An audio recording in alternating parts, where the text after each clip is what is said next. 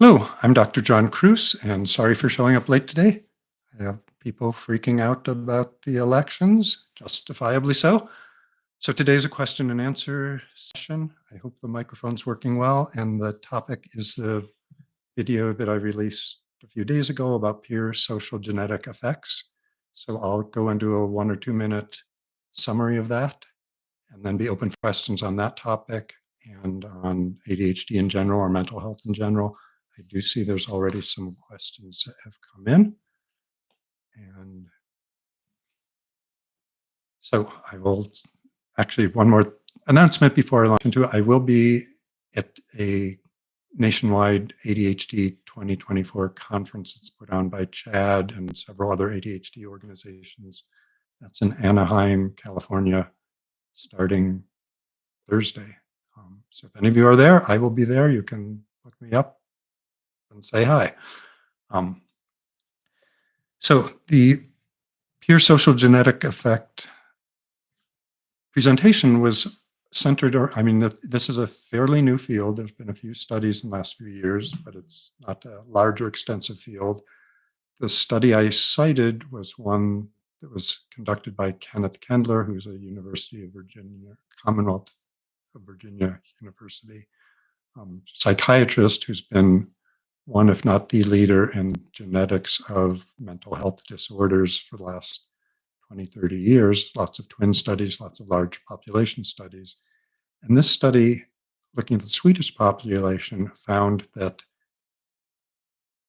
and I go into some of the methodology, but I'll try to skip that here, that the peers you hang out with in high school, and high school more than middle school, and actually it's the high school track you're on, whether you're a voc ed or a pre-college track, so more than just the high school itself, and more strongly than just people in your neighborhood, but the peers you surround yourself with, their genetic predisposition to alcoholism, to drug abuse, to anxiety, to depression, actually, if they are high in propensity for any of those four things, they increase the likelihood of you actually winding up with a condition in that specific realm before age 30.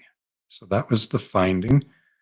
And some of the interesting subsidiary findings was that, at least on the measures they had, the behavior of your peers didn't seem to be the decisive factor. They also were able to rule out confounding factors, like it's not just socioeconomics or the likelihood of going to college or other things like that.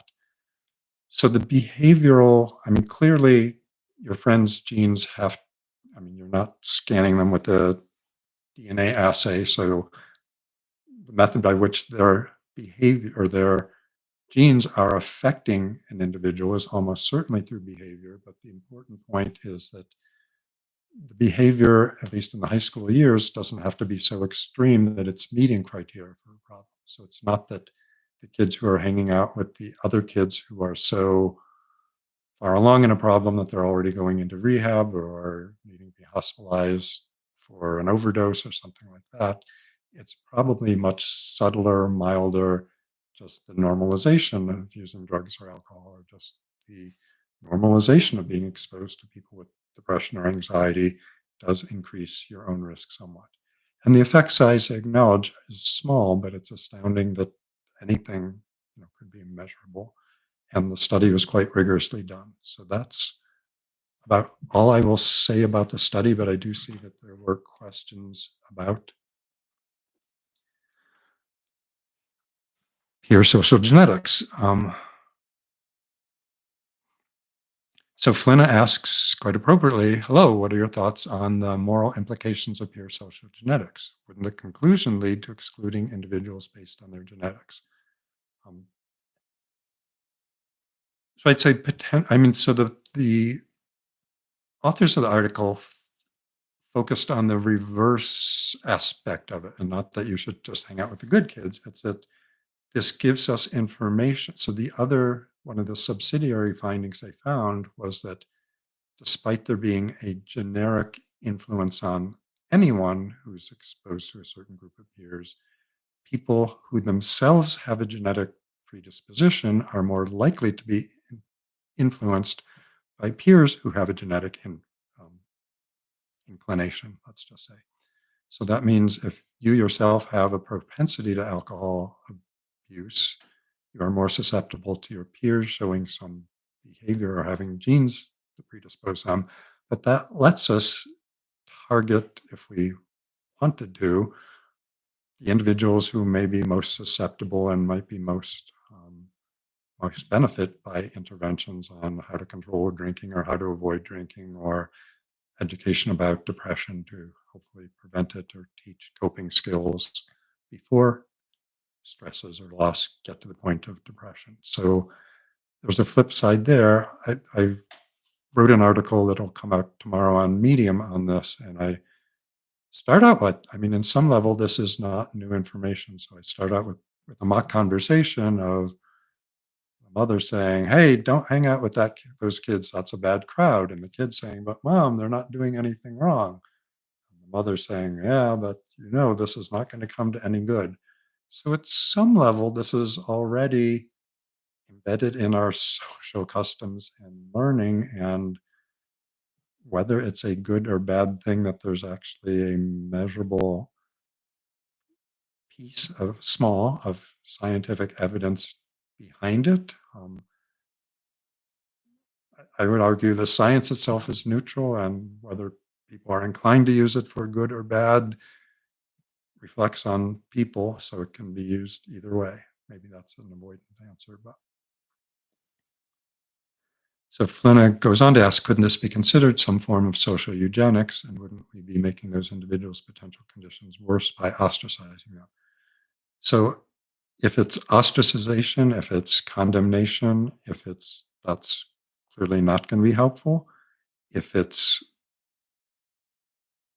warning again of people who are potential risks, but actually aren't, I mean, again, the important thing, these are not people who are already measurably suffering for the most part from their condition. They themselves are most at risk. So it's kind of like if you knew you have a high risk for liver cirrhosis or cancer or liver cancer eventually, a secondary to cirrhosis, you may be more influenced to not drink alcohol at all or not experiment with it when you're at a younger age if you know your genetic risk.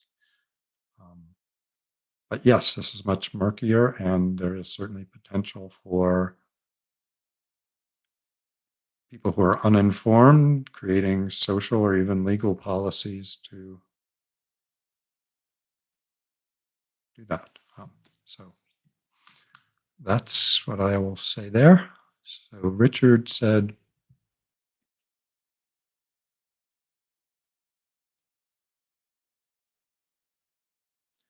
so Richard asks, I heard that learning a foreign language can help to reduce ADHD symptoms because it stimulates the prefrontal cortex. Is this true?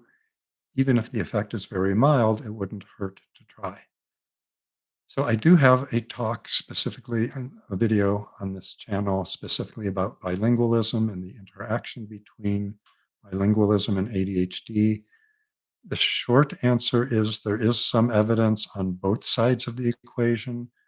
The secondary answer is that these are studies that are really hard to do rigorously and control for them and make sure you're having meaningful comparison groups. I mean, there are separate language areas of the brain that deal much more directly with language rather than with working memory or short-term or other executive functions that are important for ADHD, but there is some potential overlap. Um, my approach would be more to individualize it. And there's also a related body of work on whether being bilingual or learning another language helps stave off dementia. That there's more substantial and consistent evidence for. And it's not that it's preventing dementia per se, it's that it's probably building up a more resilient, greater capacity. So you can keep functioning after you've lost more if you have a bilingual brain than if you have a monolingual brain. So it's not fundamentally changing the dementia process. So that's what I would say again. So I have a complete video on that on ADHD, bilingual, bilingual, monolingual connection. Um, and again, the effects were mild, as you point out. But so what I'd say is, if you enjoy it, if languages are interesting to you, if they're fun, if they're challenging in a way that isn't making you feel stressed out, stupid, worn down, frustrated, great, go ahead and learn it. It's not just a wonderful for what it might do to your brain, it's wonderful for how it can open doors to communication with all sorts of people in the world. And I won't go into the politics too much, but just say that as our recent elections, both in the US and the rest of the world, are showing, it's probably really important to be able to fully understand and empathize and um, understand where other people are coming from, because there's too much division, some of it based on ignorance and not understanding. So Flynn is asking any advice for individuals with ADHD who tend to wake up in the middle of the night and have trouble getting back to sleep. So I one of my videos is on cyclic sighing. So I'll back up a step. What I think much more interested, much more interest in the last few years on insomnia and sleep problems. Matthew Walker and other neuroscientists have written good and interesting and powerful books. So there's lots of more that we knew about sleep than we used to. I think one of the big findings that continually gets undersold still, or still hasn't penetrated the public, is that more than 95% of the time, problems with sleep aren't problems with sleep. Huh? What? That doesn't make any sense. Problems with sleep. So we have two different opposing systems. We have a wake up arousal system. We have a go to sleep sedating system. Usually those are mutually inhibitory. When awakeness is on, it's shutting off chemically and neuroactivation wise the sleep system. And conversely, when they shift the other way, the sleep system suppresses the other. More than 90% of the time, someone who has trouble with sleep and insomnia, with trouble sleeping, not with too much sleep, with trouble sleeping, the problem isn't that their sleep system is broken or deficient. It's the problem with daytime arousal isn't being shut off. And certainly people with ADHD who have aberrancies in their arousal systems and also are often seeking excitement and also have problems with their circadian rhythms relative to people without ADHD. There's a whole host of reasons sleep is problematic. So, getting back to that, most of our sleep medicines are effectively boosting the sleep signal, making it stronger. And if you get sedated enough, anyone's going to pass out. If you get too sedated, you are not just passed out, you're breathing and your heart stops and you're dead. Um, so those sedating sleep medications do work for most people, particularly if you're willing to go to a big enough dose, but they're not an elegant solution. There's a group of drugs called the dual orexin antagonists, and I do have a um, video on that, the DORA agents, so drugs like Belsomra, which are selectively turning off that daytime arousal system. So the answer, long answer is, and maybe I put you to sleep already and served my function. Um, the answer is you want to do things that will shut down daytime arousal. So one of the long-term recommendations is not doing something exciting, not playing a video game, but do something as boring as possible. In the old days, we could tell people to read a phone book. People don't even have or know what phone books are these days. Or we could tell them to watch test patterns on television stations that weren't broadcasting anything. That doesn't happen anymore either. Um, but doing something really boring, again, shuts down eventually daytime arousal and allows sleep to happen. The other really useful tool, and I just was speaking to two people that earlier today, two patients who I've taught cyclic sighing to a few months ago, and both were talking about how helpful it is because the cyclic sighing activates the parasympathetic nervous system. That is the rest and digest system. It's shutting off the sympathetic nervous system, the um, fight or flight system. So that may be a useful tool to practice. The recommendation there is to do it for about 5 minutes, even though for most people within one or two or three breaths of cyclic sighing. And the cyclic sighing, I won't, I'll demonstrate it here. I won't go into big detail. It's a quick inhale and a half, and then a much longer exhale with an open mouth and an audible sigh. So it's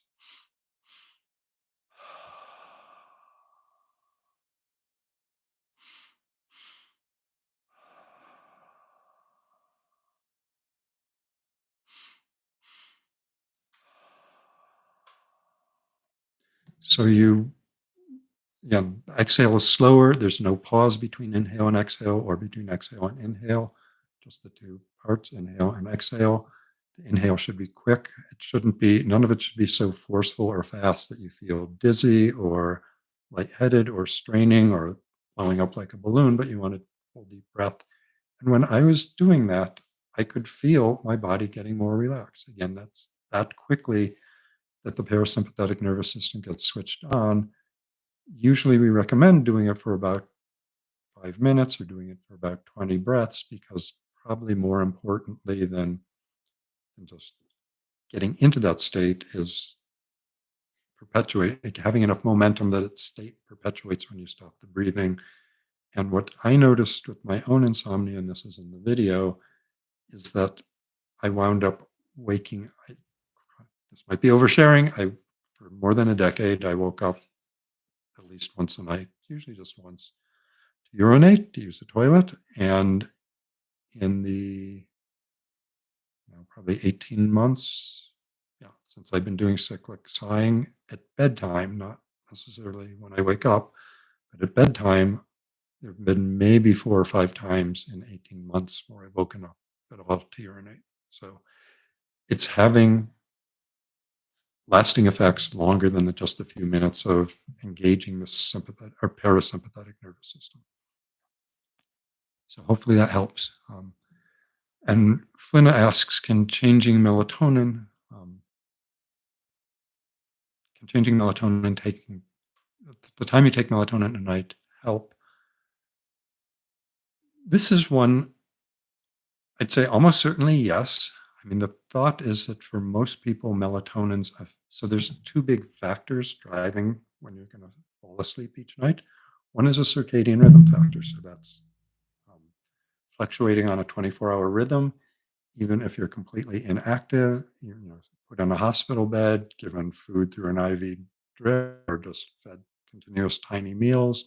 So no external meal cues, no external exercise cues. There's still a 24-hour rhythm. There's certain times a day you're extremely likely to fall asleep. There's times that it's going to be hard to fall asleep, following the normal sleep wake cycle.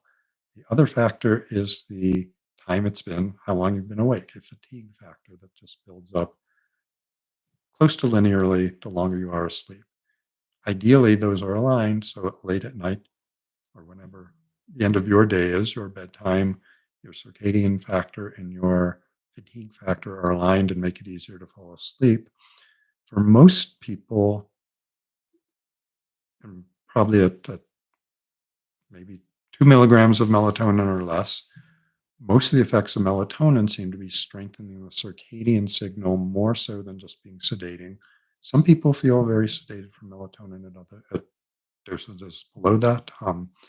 Maybe as you get higher, it's having a more direct sedating effect. Many of the sleep experts say melatonin should be taken 2 hours before sleep onset. In the real world, what I see is most people taking it close to bedtime.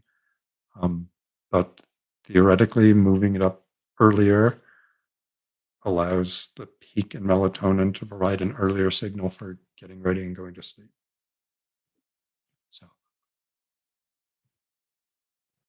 So, hello, Dennis.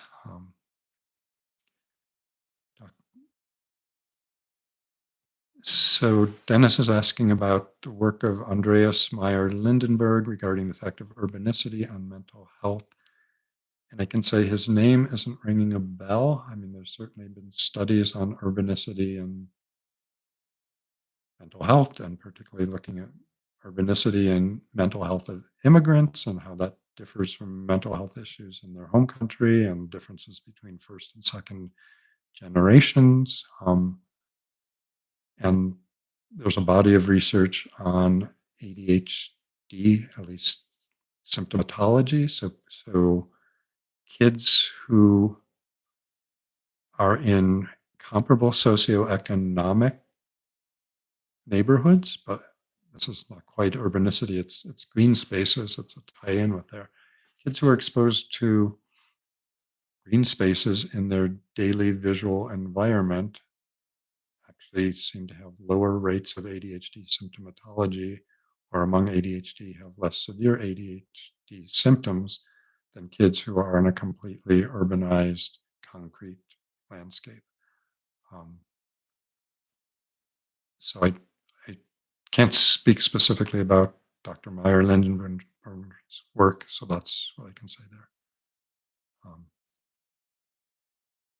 and Max is asking again, are there factors that can impact the release time of Concerta and make it last longer than usual?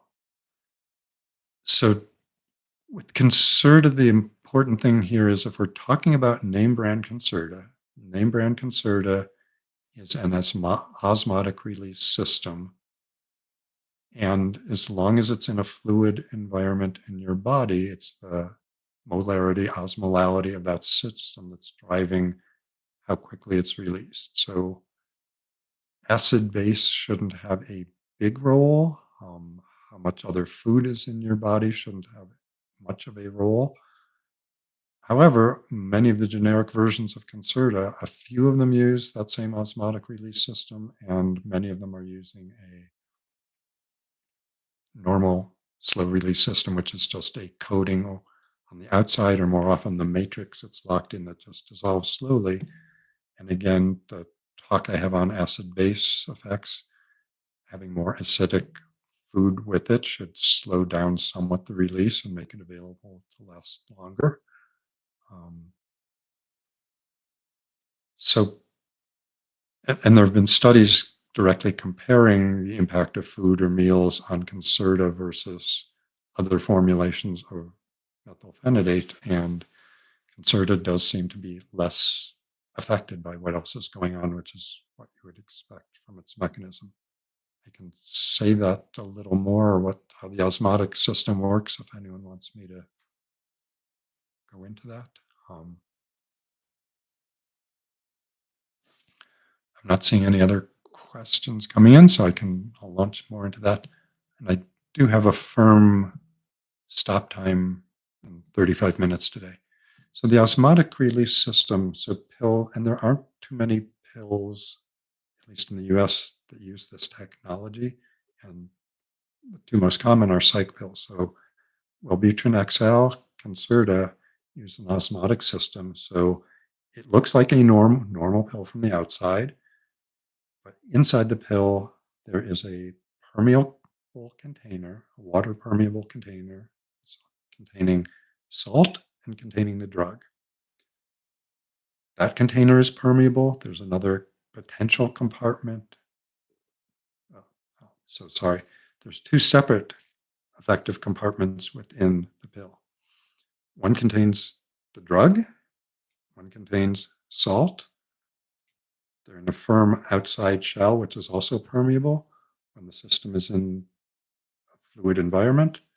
By the power of osmosis, water is sucked into the high salt component chamber, and that expands because water is going in, but it's held by the outside framework of the pill. So if the salt container is expanding, that means the drug containing sac is being compressed and it's pushing out the drug through very carefully and precisely drilled tiny little holes that regulate the particular rate at which it is being expressed into the body.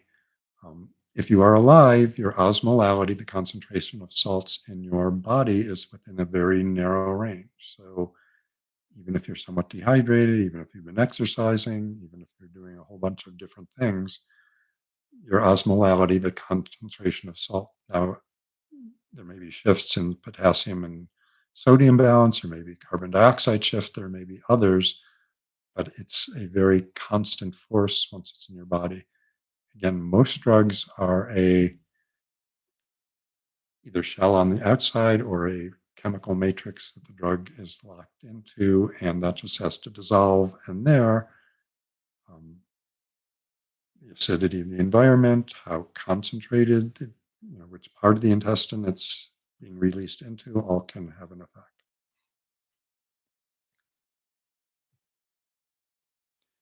So, hello, Mr. AKA. I heard ADHD symptoms of a non-treated child improve if their ADHD parent gets treated with stimulant. You ever convince parent of ADHD child who did not want to give child stimulate to be treated themselves? Um, I'm trying to think if clinically, I would say more often I've had parents who felt more comfortable encouraging their kids and maybe more successful in encouraging their kids if they could see for themselves in their own body the beneficial impact of stimulants on their own ADHD. Um, so again, even though there is a strong genetic biological component to ADHD, we know that ADHD, like every other thing your brain does, is also affected by the environment you are in. And if you have parents who are more organized, are more able to focus positive affection and attention and structure on their kids, that could very conceivably reduce the high stress, unstructured, untaken care of, or unattended atmosphere that someone with ADHD is growing up in and reduce their own, that kid's, at that time and maybe even their future ADHD ness. Um, yeah, so I'm not sure I've ever convinced a parent did not want to give stimulants to their kids who took it themselves just so they would be a more effective parent. And I'll highlight or underline what I'm going to be talking about at the ADHD conference is a longer version of one of the videos here, and that was the one titled something like "Stimulants May Actually Help Not Harm Your Brain." So stimulants absolutely have fairly common, what I would say, nuisance side effects, and nuisance isn't meant to trivialize them that can make them unbearable, but making someone more anxious, agitated, mild increases in blood pressure can contribute to insomnia, can decrease appetite, cause nausea. None of those are likely to be fatal or destructive to a life. Stimulants also have some uncommon, really bad side effects like risk of psychosis, addiction, certain cardiac problems. But there's still in the popular mind, many people would say, oh, stimulants, they're bad drugs. They rot people's brains, they destroy brains. And the evidence to date is that yes, huge doses of street stimulants can cause brain damage, but therapeutic doses of therapeutic stimulants actually are strongly associated with making brain structures look more normal, less ADHD like compared to kids who aren't treated with stimulants during childhood, which completely flips sort of the fear on its head. So rather than being worried giving a kid stimulants is going to rot or destroy their brain, probably more often we should be worried that depriving a kid of stimulants is going to increase the likelihood that they are consigned to a lifetime of ADHD. So, so hello again, Rock'em Sock'em. Does a person with hormonal propensity for adrenaline, like a type 1 diabetic and hypoglycemia, cause social genetic effect on people who don't have the same hormone activation pathway? Um, so one is I am quite sure nobody's looked at social genetic effects on that question. Yeah, so I'll just leave it that I would just be speculating. Um, Again, the presumption is that how your peers' genes are modifying your future behavior is actually through their behavior. It's just that it's not grossly, significantly pathological behavior that they're demonstrating. So it's that they're probably demonstrating milder levels, which are encouraging certain patterns or normalizing certain behaviors that if you continue them, increase the likelihood they don't dictate you'll fall into a certain pattern. Um,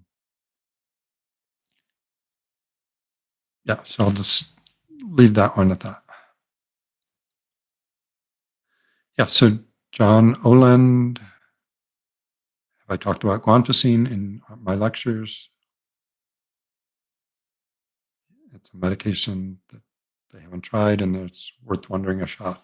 So I do have a talk on guanfacine and there's a video on this. The simple answer is it's substantially different than any of our other medications, I would argue. It works slowly and indirectly in most people. So many of the ADHD experts will still say that something like Strattera, atomoxetine, Wellbutrin, bupropion, even Qelbree, that aren't stimulants take a long time to work for ADHD. That's not what any rational viewing of the neuroscience would suggest, and it's not what real world experience with real people would suggest. Most of those are boosting dopamine and or norepinephrine immediately, and that does have immediate effects. Guanfacine is a alpha 2 adrenergic, so adrenergic is norepinephrine nervous system neurotransmitter agonist. Um,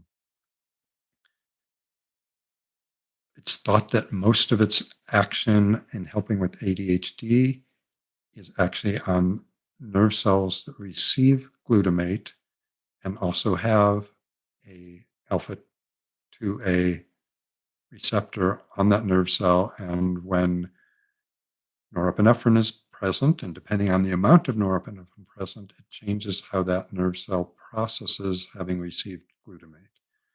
And the shortest answer is that in a moderate, healthy range, having that a healthy amount of alpha 2 adrenergic activation increases synaptic connections and the strength of wiring in the prefrontal cortex and may well decrease it in the amygdala. And the situation is reversed when in panic states, when you're flooded with too much norepinephrine, that actually seems to damage, destroy, deteriorate synaptic connections in the prefrontal cortex and overwire and strengthen the amygdala. So essentially, you have a more emotionally driven and a less executively function controlled brain. That's overly simplistic language, but I think gets at an important gist of it. So, a couple things. So, guanfacine really does work more slowly. The commonest side effect for people is that it tends to be sedating. So, most people take it at night. There's roughly equal amounts of published studies on immediate release and extended release. The only form that was approved by the FDA for extended release or for use for ADHD. So originally, this is a blood pressure control medicine, and it's still used for that. Um, so guanfacine works slowly and directly to change the nervous system. So direct effect tends to be sedating. Some people also have dry mouth. Most people take it at bedtime. I would say that the research base for the immediate release is as strong and robust as for the extended release. And in the patients I've worked with, more often just taking an immediate release at bedtime does wind up yielding benefits and keeping most of the sedation to the nighttime rather than smearing it out over the whole day. So doesn't seem to work for everybody. It's many people don't feel it in their bodies as a dramatic effect as the stimulants do. It's particularly helpful for individuals who feel too revved up on stimulants. And Many people who feel revved up on stimulants and can't tolerate them even starting at a low dose, if they stop the stimulant completely, start guanfacine, get at an effective dose, and many of them can then, if they still need additional help, can benefit from adding a stimulant onto guanfacine. Guanfacine's use in ADHD is as a FDA approval is for using it as a standalone product without stimulant or even another non-stimulant. My, from what I've seen of research and talking to people in my own practice, it seems that probably the majority of people who are on guanfacine are on an additional ADHD agent at the same time. And one more maybe important thing, another closely related drug, which was actually observed first to have benefits for ADHD, is clonidine.